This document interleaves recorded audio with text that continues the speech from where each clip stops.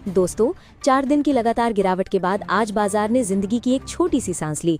Sensex 50 अंक की बढ़त के साथ 74,609 पर और निफ्टी 33 अंक चढ़कर 23,413 पर बंद हुआ। लेकिन ये तेजी उतनी बड़ी नहीं थी जितनी जरूरत थी। बस ये बताने के लिए काफी थी कि खरीदार बाजार से पूरी तरह गायब नहीं हुए हैं। बैंक निफ्टी ने इस वापसी में साथ नहीं दिया। 99 अंक टूटकर 53,456 पर बंद हुआ और फेडरल बैंक जैसे शेयर दिन के ऊपरी स्तर से 2% से ज्यादा फिसले, जो बताता है कि बैंकिंग सेक्टर में निवेशकों का डर अभी पूरी तरह नहीं गया है।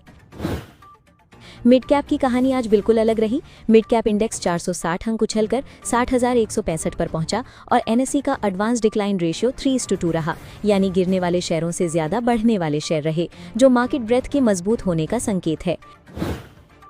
आज बाजार को सबसे ज्यादा सहारा Bharti Airtel, Larsen and Toubro, Tata Steel और एशियन पेंट्स जैसे दिग्गज शेयरों ने दिया।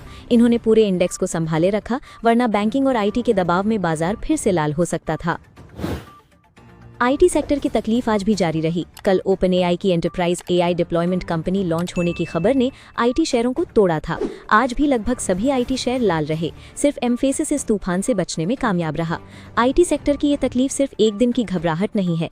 जब ओपन एआई और एंथ्रोपिक जैसी एआई कंपनियां सीधे एंटरप्राइज आईटी सर्विसेज में उतर रही हैं, तो टीसीएस, इन्फोसिस और विप्रो जैसी कंपनियों के ट्रेडिशनल बिजनेस मॉडल पर एक स्ट्रक्चरल चैलेंज खड़ी हो रही है, जो अगली कई तिमाहियों तक दिखती रहेगी। कोटक एएमसी की फंड मैनेजर शिबानी सिरकार कुरियन ने इस पर साफ कहा कि वो इंडियन आईटी को लेकर सतर्क हैं। एआई डिसरप्शन की वजह से जिन कंपनियों ने आरएनडी में निवेश नहीं किया और सिर्फ बायबैक और डिविडेंड में पैसा लगाती रहीं, उन्हें आने वाले समय में सबसे ज्यादा दबाव झेलना पड़ेगा। रुपये ने आज एक और रिकॉर्ड तोड़ा। कारोबार के दौरान 95.80 प्रति डॉलर तक फिसला और 95.71 पर बंद हुआ, जो अब तक का सबसे कमजोर क्लोजिंग लेवल है। सिर्फ एक महीने में रुपया लगभग 3 रुपया कमजोर हो चुका है। सरकार ने गोल्ड और सिल्वर पर इंपोर्ट ड्यूटी 6% से बढ़ाकर 15% कर दी। इसमें 10% बेसिक कस्टम्स ड्यूटी और 5% एआईडीसी शामिल है। मकसद था डॉलर की मांग कम करना और फॉरेक्स रिजर्व पर दबाव घटाना, लेकिन रुपया फिर भी नए रिकॉर्ड लो पर पहुंच गया। जियोजिट इन्वेस्टमेंट्स के commodity research head Harish V का कहना है कि निवेशकों को घबराने की जरूरत नहीं है। उनके मुताबिक फिजिकल गोल्ड के बजाय गोल्ड ईटीएफ और डिजिटल गोल्ड बेहतर विकल्प हैं, क्योंकि इनमें स्टोरेज का झंझट नहीं, लिक्विडिटी अच्छी है और जब ड्यूटी इतनी ऊंची हो तो स्मगलिंग का खतरा भी फिजिकल गोल्ड में रहता है।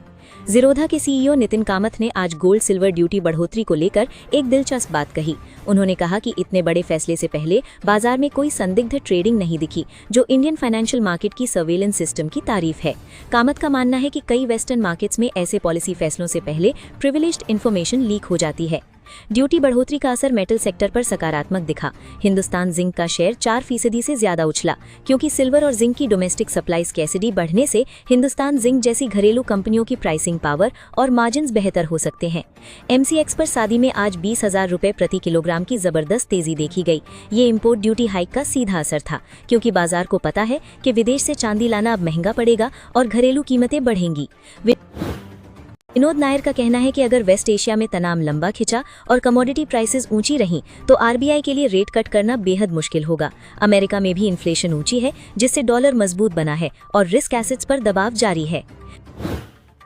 आज की सबसे बड़ी चमक डिक्सन टेक्नोलॉजीज में देखी गई। शेयर करीब 10% उछला, क्योंकि Q4 के नतीजे अनुमान से बेहतर रहे। लेकिन एक बात जो दिलचस्प है वो ये कि कल सरकार ने इलेक्ट्रॉनिक्स इंपोर्ट पर कोई रिस्ट्रिक्शन नहीं लगाने का संकेत दिया, जिसने पूरे इलेक्ट्रॉनिक्स मैन्युफैक्चरिंग सेक्टर को राहत दी। सरकार ने साफ किया कि इलेक्ट्रॉनिक्स इंपोर्ट पर पाबंदी की कोई योजना नहीं है। वित्त वर्ष 26 में इलेक्ट्रॉनिक्स इंपोर्ट 116.71 अरब डॉलर तक पहुंचा। सरकार का तर्क है कि इसका बड़ा हिस्सा मैन्युफैक्चरिंग, एक्सपोर्ट और एआई सर्वर जैसे प्रोडक्टिव काम के लिए है और डेटा सेंटर्स के लिए एआई इंफ्रास्ट्रक्चर जरूरी है। वोडाफोन आइडिया लिमिटेड का शेयर आज 8% उछला। कारण था 16 मई की बोर्ड मीटिंग, जिसमें इक्विटी शेयर्स या वारंट्स जारी करके फंड रेज पर विचार होगा और कुमार मंगलम बिरला की नॉन एग्जीक्यूटिव चेयरमैन के रूप में वापसी ने इन्वेस्टर्स और बैंक्स दोनों का भरोसा बढ़ाया। ओएमसी सेक्टर आज दिन के आखिरी घंटों में जोर से उछले। एचपीसीएल के मजबूत नतीजों ने पूरे सेक्टर को नई जान दी। ये इसलिए भी जरूरी था क्योंकि पेट्रोलियम मंत्री ने कल कहा था कि ये कंपनियां रोजाना लगभग 1,000 करोड़ रुपए का नुकसान उठा रही हैं। आज कैबिनेट मीटिंग में बड़े फैसले हुए। 14 खरीफ फसलों के एमएसपी में बढ़ोतरी को मंजूरी मिली, जिससे किसानों को करीब 2.6 लाख करोड़ रुपए का फायदा होने का अनुमान है। अरहर का एमएसपी 8,000 रुपए से बढ़ाकर 8,450 रुपए प्रति क्विंटल किया गया। कपास, तिल और सूरजमुखी पर सबसे ज्यादा ध्यान दिया गया। कैबिनेट ने 37,500 करोड़ रुपए की कोल गैसिफिकेशन इंसेंटिव स्कीम को भी मंजूरी दी। इस स्कीम का मकसद कोयले से गैस बनाकर एलएनजी, यूरिया, अमोनिया और मेथनॉल जैसे आयातित उत्पादों पर निर्भरता कम करना है, जिससे ऊर्जा सुरक्षा मजबूत होगी और इंपोर्ट बिल घटेगा। अहमदाबाद से ढुलेरा के बीच देश की पहली semi high speed double rail line को मंजूरी मिली। 20,667 करोड़ रुपए की लागत वाला ये 134 किलोमीटर लंबा कॉरिडोर 284 गांवों को जोड़ेगा। भविष्य में ट्रेनें 220 किलोमीटर प्रति घंटे की रफ्तार से चल सकेंगी और साबरमती से ढुलेरा का सफर सिर्फ 48 मिनट में होगा। ये रेल प्रोजेक्ट सिर्फ कनेक्टिविटी नहीं है, पीएम गति शक्ति के तहत ये ढुलेरा इंटरनेशनल एयरपोर्ट और लोथल मैरीटाइम हेरिटेज कॉम्प्लेक्स को जोड़ेगा। और सरकार का दावा है कि इससे कार्बन एमिशन इतना घटेगा जो करीब 10 लाख पेड़ लगाने के बराबर होगा।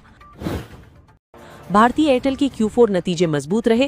कंसोलिडेटेड प्रॉफिट 7,325 करोड़ रुपए, टोटल रेवेन्यू 55,383 करोड़ रुपए, जो सालाना 15.7% ज्यादा है। इंडिया मोबाइल बिजनेस में ARPU यानी प्रति ग्राहक औसत कमाई 245 रुपए से बढ़कर 257 रुपए पहुंची और तिमाही में 58 लाख नए स्मार्टफोन यूजर्स जुड़े गए। एयरटेल का होम्स और वाईफाई बिजनेस भी तेज रफ्तार से बढ़ रहा है।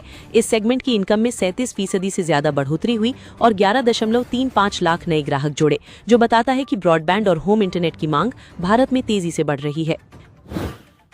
टीवीएस मोटर कंपनी के Q4 नतीजे मजबूत रहे। मुनाफा 33% बढ़कर 998 करोड़ रुपए, रेवेन्यू 34% बढ़कर 12,689 करोड़ रुपए और वॉल्यूम में 28% की बढ़त दर्ज हुई। हालांकि EBITDA मार्जिन 14% से घटकर 13.1% रहा, जो कमोडिटी कॉस्ट और मार्केटिंग खर्च बढ़ने का असर दिखाता है। टाटा मोटर्स के कमर्शियल व्हीकल बिजनेस ने Q4 में जोरदार प्रदर्शन किया। स्टैंडअलोन मुनाफा 70% बढ़कर करीब 2400 करोड़ रुपए पहुंचा, रेवेन्यू 24% बढ़कर 24,500 करोड़ रुपए और EBITDA मार्जिन 13.9% पहुंचा। पूरे वित्त वर्ष 26 में 9,200 करोड़ रुपए का फ्री कैश फ्लो और 7,500 करोड़ रुपए की नेट कैश पोजीशन बनाई रखी। पावर फाइनेंस कॉर्पोरेशन के Q4 नतीजे दमदार रहे। मुनाफा 11% बढ़कर 6,999 करोड़ रुपए, EBITDA मार्जिन 98.6% पहुंचा और ग्रॉस तथा net credit impaired assets ratio दोनों में सुधार हुआ, जो एसेट क्वालिटी मजबूत होने का संकेत है। साथ ही 3.95 रुपए प्रति शेयर डिविडेंड का भी ऐलान हुआ। GSK फार्मा के नतीजे भी सकारात्मक रहे। मुनाफा 263 करोड़ से बढ़कर 278 करोड़ रुपए, रेवेन्यू 974 करोड़ से बढ़कर 995 करोड़ रुपए और EBITDA मार्जिन 33.2% से बढ़कर 35.3% हो गया। साथ ही 57 रुपए प्रति शेयर फाइनल डिविडेंड का ऐलान किया, जो निवेशकों के लिए बड़ा तोहफा है। सिप्ला के नतीजे आज सबसे बड़े निराशा बने। कंसोलिडेटेड प्रॉफिट 1222 करोड़ से गिरकर सिर्फ 555 करोड़ रुपए रह गया। EBITDA मार्जिन 23.9% से गिरकर 14.6% पर आया, जबकि बाजार को 17.5% की उम्मीद थी। ये एक बड़ा अर्निंग मिस था। शारदा क्रॉपकेम के नतीजे दमदार रहे। मुनाफा 56% बढ़कर 318.6 करोड़ रुपए, रेवेन्यू 13% बढ़कर 2,065 करोड़ रुपए और EBITDA मार्जिन में भी बड़ी बढ़त दर्ज हुई। कंपनी ने 9 रुपए प्रति शेयर फाइनल डिविडेंड का ऐलान किया और पिछले 5 साल में इस शेयर ने निवेशकों की संपत्ति कई गुना बढ़ाई है। ट्यूब इन्वेस्टमेंट्स ऑफ इंडिया के Q4 नतीजे बेहद मजबूत रहे। मुनाफा 83% बढ़कर 85.45 करोड़ रुपए, रेवेन्यू 20% बढ़कर 6,215 करोड़ रुपए और EBITDA 73% उछला। कंपनी ने 1.50 रुपए प्रति शेयर फाइनल डिविडेंड का ऐलान किया और इसकी सब्सिडरी CG पावर ने भी मजबूत प्रदर्शन दर्ज किया। Steel authority of India limited यानी सेल के शेयर में आज तूफानी तेजी रही। शेयर करीब 10% उछलकर 192 रुपए के पार पहुंचा। आमतौर पर रोज 2 करोड़ शेयर ट्रेड होते हैं, लेकिन आज सुबह 11 बजे तक ही 5 करोड़ शेयर ट्रेड हो चुके थे। सेल में ये तेजी सिर्फ एक दिन की नहीं है। पिछले एक साल में शेयर 66% और एक महीने में 15% चढ़ा है। FIIs ने अपनी होल्डिंग एक साल के सबसे ऊंचे स्तर 5% से ज्यादा तक बढ़ाई है। गवर्नमेंट की 65% होल्डिंग सुरक्षा देती है। स्टील सेक्टर में डोमेस्टिक डिमांड मजबूत बनी हुई है। टेक्समैको रेल एंड इंजीनियरिंग के शेयर Q4 नतीजों के बाद करीब 16% चढ़ गए। रेवेन्यू 13% गिरा, लेकिन मुनाफा 45% बढ़कर 57.7 करोड़ रुपए पहुंचा और मार्जिन बेहतर हुआ। कंपनी ने ऑनगोइंग प्रोजेक्ट्स के रिस्क के लिए 700 करोड़ रुपए का कंटिजेंसी प्रोविजन बनाया, जो फ्यूचर में झटकों से बचाएगा। MTR टेक्नोलॉजीज ने आज एक बड़ा भरोसा जताया। कंपनी ने वित्त वर्ष 27 के लिए रेवेन्यू ग्रोथ गाइडेंस 50% से बढ़ाकर 80% कर दिया और ऑर्डर बुक को 2582 करोड़ से बढ़ाकर 5000 करोड़ तक ले जाने का लक्ष्य रखा। डिफेंस, एरोस्पेस और क्लीन एनर्जी में मांग मजबूत बनी है। गेन्स टेक्नोलॉजी के Q4 नतीजे मिले जुले रहे। कंपनी की आय सालाना आधार पर 26% बढ़कर 1242 करोड़ रुपए पहुंची, लेकिन मुनाफा 21% घटकर 91 करोड़ रुपए रह गया। एबिडा बढ़ा जरूर, लेकिन मार्जिन 17% से घटकर 15.6% रह गया, जिससे ऑपरेटिंग दबाव साफ दिखाई दिया। कंपनी के नतीजे बाजार अनुमान से कमजोर रहे, क्योंकि स्ट्रीट को ज्यादा तेज ग्रोथ की उम्मीद थी। इसके बावजूद मैनेजमेंट ने 2028 तक $1 बिलियन रेवेन्यू लक्ष्य दोहराया है और कहा है कि कंपनी का focus end-to-end electronics manufacturing platform बनाकर लंबी अवधि की ग्रोथ हासिल करने पर है। भारतीय हेक्साकॉम ने मार्च तिमाही में मजबूत ऑपरेशनल प्रदर्शन दिखाया है। कंपनी की आय और एबिडा में बढ़ोतरी बेहतर ARPU यानी प्रति ग्राहक कमाई बढ़ने की वजह से हुई। हालांकि मुनाफे में हल्की गिरावट दर्ज की गई। कंपनी ने निवेशकों के लिए 18 रुपए प्रति शेयर डिविडेंड का भी ऐलान किया है। टाटा पावर के नतीजे बाजार की उम्मीदों से कमजोर रहे। वित्त वर्ष 26 में 22,000 करोड़ रुपए के केपेक्स टारगेट के मुकाबले सिर्फ करीब 13,000 करोड़ रुपए का केपेक्स हुआ। रेवेन्यू और प्रॉफिट दोनों एस्टिमेट से पीछे रहे, जिससे शेयर पर दबाव आया। हालांकि टाटा पावर की रूफटॉप सोलर बिजनेस तेजी से बढ़ रही है और मैनेजमेंट को वित्त वर्ष 27 में भी 50 से 60% ग्रोथ की उम्मीद है। कंपनी अगले 3 साल में इस सेगमेंट में 20% मार्केट शेयर हासिल करना चाहती है, इसलिए लॉन्ग टर्म इन्वेस्टर्स इसे अभी भी एक ग्रोथ स्टोरी के रूप में देखते हैं। टोरेंट पावर के नतीजे और भी कमजोर रहे। मुनाफे में करीब 70% की बड़ी गिरावट, रेवेन्यू और एबिडा में भी हल्की कमजोरी रही। LNG आधारित बिजनेस मॉडल पर बाजार को चिंता है, लेकिन कंपनी अब रिन्यूएबल एनर्जी और पम्प्ड हाइड्रो स्टोरेज की तरफ बढ़ रही है। जियो फाइनेंस ने इंश्योरेंस सेक्टर में बड़ा कदम उठाया। नई जॉइंट वेंचर कंपनी जियो अलायंस जनरल इंश्योरेंस में 50% हिस्सेदारी के लिए 4.95 करोड़ रुपए का निवेश करेगी। रिलायंस ग्रुप की डिजिटल रीच और अलायंस की ग्लोबल इंश्योरेंस एक्सपर्टीज मिलकर भारत के कम पेनिट्रेटेड इंश्योरेंस मार्केट में बड़ा दांव लगाने जा रहे हैं। जाइडस लाइफ साइंसेज ने ऐलान किया कि 19 मई की बोर्ड मीटिंग में बायबैक प्रपोजल पर विचार होगा। बायबैक को हमेशा इन्वेस्टर्स के लिए पॉजिटिव माना जाता है। PNC इंफ्राटेक की जॉइंट वेंचर उत्तर प्रदेश में 572 करोड़ रुपए के ब्रिज EPC प्रोजेक्ट के लिए L1 बोलीदाता बनी। इंफ्रास्ट्रक्चर सेक्टर में ये एक अच्छी ऑर्डर विन है और इससे कंपनी की ऑर्डर बुक और मजबूत होगी। बजेल प्रोजेक्ट्स को पावर ग्रिड की SPV से 200 से 300 करोड़ रुपए का 400 kV ट्रांसमिशन लाइन ऑर्डर मिला। पावर इंफ्रास्ट्रक्चर सेक्टर में केपेक्स तेज हो रहा है और ऐसे ऑर्डर से बजेल जैसी नीश कंपनियों को स्टेडी रेवेन्यू मिलता है। ट्रंप आज चीन दौरे पर रवाना हो गए और शी जिनपिंग को दोस्त बताया। ये दौरा बेहद अहम है, क्योंकि अगर US चाइना ट्रेड टेंशन्स कम होती हैं तो ग्लोबल सप्लाई चेन सुधरेगी, कमोडिटी प्राइसेस पर दबाव घटेगा और इंडियन मार्केट को एक बड़े पॉजिटिव ग्लोबल ट्रिगर की जरूरत है। SK हेड सॉल्यूशंस के CEO वैभव सांघवी की सलाह है कि डेटा सेंटर, फार्मा CDMO और डायग्नोस्टिक सेक्टर में लॉन्ग टर्म के अच्छे मौके बने हुए हैं। बैंकिंग को लेकर फिलहाल सतर्क रहें, क्योंकि क्रेडिट ग्रोथ और एसेट क्वालिटी दोनों पर ग्लोबल अनसर्टेनिटी का साया है। जेफरीज का नजरिया टाइटन कंपनी पर पॉजिटिव बना हुआ है।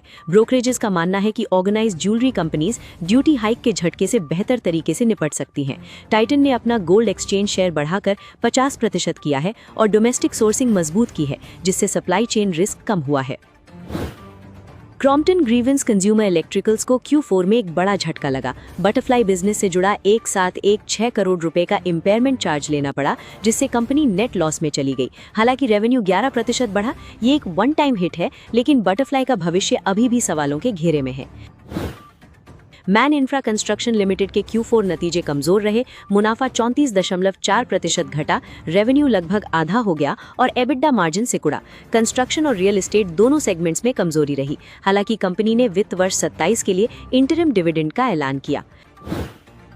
किर्लोस्कर ब्रदर्स के नतीजे मिले जुले रहे। रेवेन्यू 11% बढ़ी, लेकिन मार्जिन में गिरावट की वजह से मुनाफे पर दबाव आया और शेयर 7% गिरा। ये दिखाता है कि बाजार रेवेन्यू ग्रोथ से ज्यादा मार्जिन एक्सपेंशन को तरजीह देता है।